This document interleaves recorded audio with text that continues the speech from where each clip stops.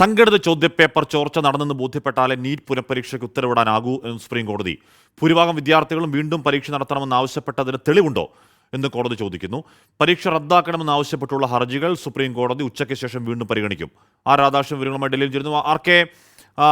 ഒരു പുനഃപരീക്ഷ ഉത്തരവിടാനുള്ള ഒരു ദിശയിലേക്കല്ല കോടതിയുടെ ആലോചന എന്ന് തോന്നുന്നു, അല്ലേ?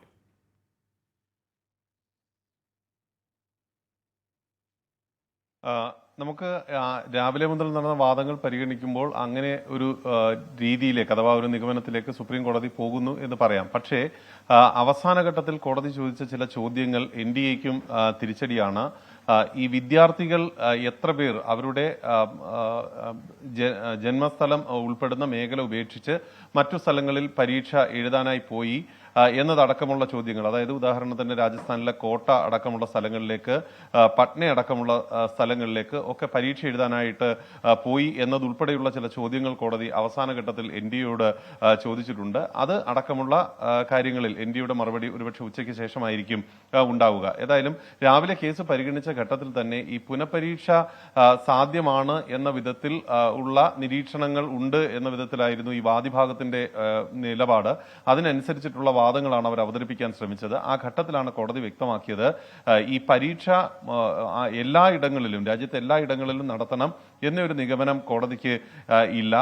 അതില്ലാത്തത് കൊണ്ട് തന്നെ CBI പറഞ്ഞിരിക്കുന്ന റിപ്പോർട്ട്, അതിൽ പല കാര്യങ്ങളും കോടതിക്ക് പുറത്തു പറയാനായിട്ട് ഈ ഘട്ടത്തിൽ, അന്വേഷണം പുരോഗമിക്കുന്ന ഘട്ടത്തിൽ സാധിക്കില്ല. എങ്കിലും മൊത്തത്തിൽ ആ റിപ്പോർട്ട് രാജ്യത്ത് ഏതാനും ചില ഇടങ്ങളിൽ മാത്രമാണ് ഈ ചോദ്യപേപ്പറുമായി ബന്ധപ്പെട്ടിട്ടുള്ള വിഷയത്തിൽ ക്രമക്കേടുകൾ നടന്നത് എന്നത് വ്യക്തമാക്കുന്നതാണ്. ആ റിപ്പോർട്ടിനെ ഖണ്ഡിക്കുന്ന ഒരു വിവരവും ഹാജരാക്കാനായിട്ട് ഈ വാദിഭാഗത്തില് പുനഃപരീക്ഷ വേണം എന്ന് ആവശ്യപ്പെടുന്നവർക്ക് സാധിച്ചിട്ടില്ല എന്ന കാര്യം കോടതി നിരീക്ഷിച്ചു. ഇതിന്റെ അടിസ്ഥാനത്തിലാണ് കോടതി തുടർന്ന് നടപടികൾ മുന്നോട്ട് കൊണ്ടുപോയത്. കോടതി ഇതിൽ വാദികളോട് പുനഃപരീക്ഷ ആവശ്യപ്പെടുന്ന വാദികളിൽ എത്ര പേർ 50,000-ഓളം വരുന്ന സർക്കാർ കോട്ടകളിൽ അർഹരായിട്ടുണ്ട്, പരീക്ഷ എഴുതി യോഗ്യത നേടിയിട്ടുണ്ട് എന്നതടക്കമുള്ള ചോദ്യം ചോദിച്ചു. ഒപ്പം ഈ പരീക്ഷയുമായി ബന്ധപ്പെട്ട് പുനഃപരീക്ഷ നടത്തണമെന്ന് പറയുന്നവർക്ക് അവരുടെ റാങ്ക് എത്രാമതാണ്, അവരുടെ ആകെയുള്ള വിദ്യാർത്ഥികളിൽ എത്ര പേരാണ് ഈ ആവശ്യം ഉന്നയിക്കുന്നത് എന്നതടക്കമുള്ള ചോദ്യങ്ങളും കോടതിയുടെ ഭാഗത്ത് നിന്ന് ഉണ്ടായി. ഏതായാലും